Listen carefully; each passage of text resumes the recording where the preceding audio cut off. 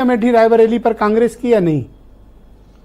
अभी जो सूचना आ रही है वो अमेठी के जो कार्यालय है कांग्रेस का, वहां पर बड़ी संख्या में राहुल गांधी के पोस्टर और होर्डिंग वहां पहुंच रहे हैं और कई जगह पर वो लगाए भी जा रहे हैं।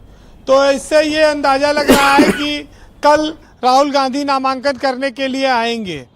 कांग्रेसियों में उत्साह है, लेकिन अभी नीचे शायद ये बात पूरी तरह से स्पष्ट नहीं की गई है। देखिए, देश में कांग्रेस चाहे जिस स्थिति में हो, लेकिन उत्तर प्रदेश में 17 सीटों पर वो लड़ रहे हैं और इस उम्मीद में लड़ रहे थे कि अमेठी और रायबरेली तो कांग्रेस का परिवार लड़ेगा ही। अब अगर इन 2 सीटों पर भी वो नहीं लड़ते हैं तो फिर कांग्रेस का उत्तर प्रदेश में खाता भी खुलेगा, इसकी कोई गुंजाइश नहीं है। और कांग्रेस जिस उत्थान की उम्मीद कर रही थी, अगर राहुल और प्रियंका चुनाव नहीं लड़ते हैं तो कांग्रेस का स्ट्रक्चर वैसे भी कुछ नहीं है, उसका संगठन वैसे भी बहुत कमजोर है, वो और मर जाएगा। और एक तरह से कांग्रेस ने जो गठबंधन में 17 सीटें जबरदस्ती मांग कर दबाव डालकर ली हैं, वो भी समाजवादी पार्टी के साथ उनका अन्याय होगा। अगर वो अधिकतर सीटें इसमें सपा लड़ती तो वो शायद ज्यादा और बेहतर प्रदर्शन कर पाते। तो राहुल और प्रियंका के कल के नामांकन पर सारी चीजें टिकी हैं और कांग्रेस का भविष्य भी टिका है। तो ये प्रदेश और देश इस बात को देख रहा है कि वो दोनों में से कौन कौन चुनाव मैदान में उतरता है। जी ब्रजेश जी, गांधी परिवार के लिए एक सुनहरा मौका था, क्योंकि दोनों युवा नेता हैं उनके, समाजवादी पार्टी का उनके साथ साथ है। एक चुनाव राहुल गांधी हार चुके थे, वो चाहते तो सहानुभूति भी पा सकते थे, लेकिन अब वो उन लोगों को तय करना है। इतना जरूर है कि जब राहुल गांधी को अमेठी से निराशा मिली तो वायनाड ने उनको सहारा दिया। वायनाड राहुल गांधी के राजनीतिक करियर की एक नई लाइफलाइन बनी। अब अगर वो वहां से यहां आते हैं लड़ने तो ये भी वायनाड के लोगों के लिए एक सवाल होगा कि उन्होंने ऐसे व्यक्ति को चुना जो उनको बाद में छोड़कर चला गया। तो ये बड़ा दुर्भाग्य है। आज प्रचार तंत्र का युग बहुत तेज है और कांग्रेस इस मामले में जवाब नहीं दे पाएगी, उसके सामने एक समस्या आएगी। दूसरी बात यह है कि कांग्रेस जिस तरह से भाग रही है, ऐसे में तो नेता विपक्ष का पद भी मिलना मुश्किल है, सत्ता में आना तो दूर की बात है। आप बंगाल में अकेले लड़ रहे हैं, ममता ने कोई सहारा नहीं दिया। यहां 17 सीटें मिली, यहां पर भी पूरे पे अभी वो स्पष्टता नहीं आई। और गुजरात में, मध्य प्रदेश में ज्यादा स्थिति ठीक नहीं है। राजस्थान में शायद कुछ सीटें ये पाने की उम्मीद कर रहे होंगे। तो कांग्रेस के 2 प्रत्याशी तो पर्चा भर के भाग गए। एक तो गुजरात में निर्दलीय वो निर्विरोध करा दिया, दूसरा मध्य प्रदेश में करा दिया। तो कांग्रेस के सामने संकट कई सारे हैं।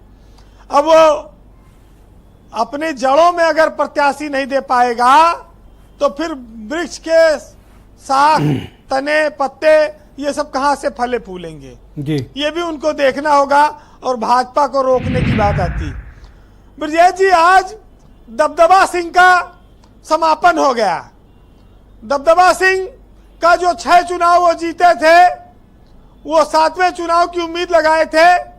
आज उनके राजनीतिक कैरियर का आप कह सकते हैं कि ये अंत हो गया। अब उनकी राजनीतिक विरासत उनकी आगे की पीढ़ी संभालेगी। ब्रिजभूषण शरण सिंह को चाहे आप मान लीजिए कि पहलवानों की बददुआ लग गई, या रेवन्ना कांड गलत टाइम पे हो गया कर्नाटक का, जिसकी वजह से उनका टिकट कट गया। अब उनके रेवन्ना का इनसे कनेक्ट हो गया।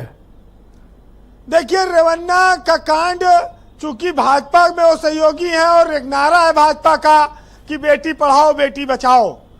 कांग्रेस जितना घेर रही है इस पर, ऐसे में वो ब्रिजभूषण को टिकट देने में इसीलिए वो असमंजस में थी, क्योंकि तो क्या ब्रिजभूषण के राजनीतिक कैरियर का समापन? बिल्कुल समापन है, ये अंत है। अब वो सक्रिय नहीं रह जाएंगे अब वो मार्गदर्शक मंडल वाली भूमिका में आ गए हैं। अब परिवार में एक बेटा सांसदी लड़ेगा, एक बेटा विधायक है। अब वही आगे जो एक बार बन जाता है तो फिर अब पिताजी दोबारा से कहाँ सक्रिय हो पाएंगे सियासत में, ये आप इसको उसी तौर पर देख सकते हैं। वैसे उनका लड़का उत्तर प्रदेश कुश्ती संघ का अध्यक्ष पहले से है और कुश्ती आप जानते ही हैं कि कितना लगाव था ब्रिजभूषण का। कैसरगंज में आज वो प्रत्याशी हो गया, मैनेजमेंट भी किया, विदेश में पढ़ा भी है, तो टेक्नोलॉजी के साथ भी अब आगे बढ़ेगी। ब्रिजभूषण का तो कुश्ती भी चला गया, सांसदी भी चाह ही रही है, अब चली ही गई, टिकट भी कट गया। अरे गौवा में तो कही है कि सांसद जी के पिताजी, विधायक जी के पिताजी एक अरे साथ, जिसका होता है ना वीरेंद्र जी, फिर वो हाथ आता नहीं, वही अपने को कहलाता है। भाई एक साथ 2 पदवी उनके पास रहेगी। बाकी पहलवान तो वो पहले से हैं, स्कूल कॉलेज शिक्षा का उनका बड़ा योगदान है, उस पर वो अपना समय काटेंगे। फिलहाल ये कह सकते हैं कि भाजपा ने अपने पत्ते क्लियर कर दिए हैं जी। कांग्रेस पत्ते क्लियर करने में डर रही है, आखिरी वक्त में नामांकन करने आ रही है। ऐसी क्या बात है, कौन सा ऐसा रहस्य है जो वो छुपा के कोई बहुत लाभ पा जाएगी? इससे कोई लाभ नहीं है। हाँ, थोड़ी चर्चा जरूर उनको मिल रही है और हो सकता है कि वो बीजेपी को गच्चा देने के लिए लगे हो कि कोई और अरे इसमें टिकट न कौन दे सा पावे। गच्चा, नॉमिनेशन तो करना ही पड़ेगा, चुनाव लड़ना है तो वो कोई और तिकड़म न कर पाए, आखिरी वक्त में किया जाए नामांकन। ओके वैसे भाजपा ने देखिए ब्रिजभूषण के मामले में कहा जाए तो ब्रजेश जी, जो मछली का तेल होता है उसी तेल से मछली को तल दिया। मछली के तेल से ही मछली को तल देने की कला ये भाजपा के पास ही है। और मतलब बड़ी ऊंची मछली बात मरी कह भी जाते नहीं, हैं आप कभी कभी। दूसरी चीज आ गई। बहरहाल सुनिएगा, ये लोकतंत्र है। इस लोकतंत्र की खूबसूरती यही है कि जो लगता है कि बहुत बुलंदी पर है, बहुत मजबूत है, अचानक से वो गायब हो जाता है। और इस लोकतंत्र में हम सबकी जिम्मेदारी है कि इसकी खूबसूरती को बनाए रखें। निदा फाजिली का एक शेर है, सुनिएगा कि बदला ना अपने आप को, जो थे वही रहे, और मिलते रहे सभी से मगर अजनबी रहे। और दुनिया न जीत पाओ तो हारो न खुद को तुम, और थोड़ी बहुत तो जहन में नाराजगी रहे, और गुजरो जो बाग से कभी तो ये दुआ मांगते चलो कि जिस पेड़ पर खिले हैं फूल वो डाली हरी रहे। बीरेन जी, आज रफीक सदानी के बिना, आप तो दोपहर में कुछ बता रहे थे उनके बारे में, आज उनके बिना कैसे आपकी आज डिबेट खत्म होगी? अवध के हैं वो और वहीं का मसला फंसा है, तो उनके बिना कैसे खत्म होगी बात? रफीक सदानी कहीं खूब की हो, मनमानी सरहू, हार गयो प्रधानी सरहू। तो बहुत सारी चीजें हैं, अभी फिर किसी दिन सुनाएंगे। बहुत बहुत शुक्रिया आपका, बहुत बहुत धन्यवाद वीरेन जी, ग्राउंड जीरो से जुड़ने के लिए, अपने इनपुट, फीडबैक और पॉलिटिकल ऑब्जर्वेशन